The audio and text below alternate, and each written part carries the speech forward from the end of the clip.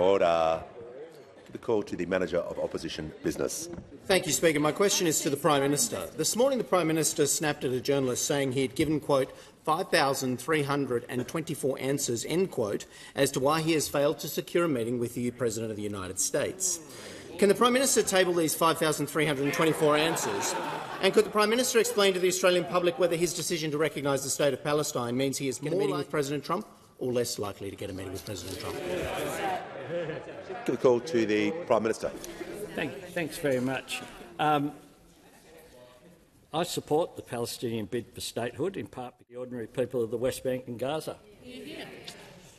We in the international community must stand in solidarity with those seeking the non-violent path to a secure Israel and an independent Palestine. After 2 generations of strife and war, are we going to admit to our children that their parents could not even find a path to peace, or worse still, that we did not even try? They're not my words, they're the words of your leader. And the fact is that we take it seriously. And the fact that the Manager of Opposition Business asked such a flippant question about the relationship between Australia and the United States or about Middle East peace shows how unworthy they are, those opposite. We continue to engage with the United States constructively, and indeed the Deputy Prime Minister is in the United States as we speak, meeting with counterparts as we announced. We continue to engage constructively. I've had 3 constructive discussions with President Trump. We'll continue to engage in international politics in a way that protects our sovereignty, in a way that stands up for our national interest, and in a way in which Australia plays a positive role in the world, as we have historically. One of the other things that has defined Australia's international engagement is that overwhelmingly it has been bipartisan. If you compare the response and the childish nature of that question with what the Labor opposition, with how the Labor opposition responded to the announcement by Prime Minister Morrison to the AUKUS arrangements, I think that is all clear to see. We on this side of the House responded in a constructive, positive way. We always stood up for Australia's interests, and I note and I want to thank the member for Canning for his remarks, where he said recently, just last week in an interview, that when the Australian Prime Minister is up against any criticism, which can be seen to be criticism of Australia, he'll stand up for Australia. That is something that we consistently have done, and will continue to stand up for the national interest, and they'll continue to show just how irrelevant they are. Order.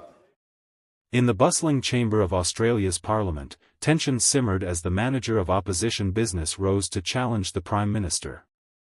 With a sharp edge to his voice, he recounted the PM's earlier outburst at a journalist, claiming he delivered a staggering 5,324 explanations for failing to lock in a face-to-face with U.S. President Trump. Table those answers, he demanded, before pivoting to the heart of the matter. Will recognizing Palestine make you more or less likely to snag that elusive White House invite?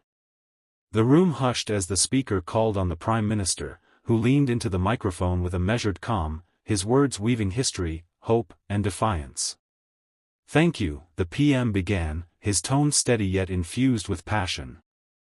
"I back Palestine's push for statehood not as a political gambit, but as a beacon for the everyday folks in the West Bank and Gaza, those weary souls yearning for dignity amid endless turmoil. We, the global family, owe it to them to champion the peaceful road, a safe Israel thriving alongside a sovereign Palestine. Imagine facing our kids one day, confessing that after decades of bloodshed, we couldn't muster even a whisper of reconciliation, or worse, that we never bothered to try."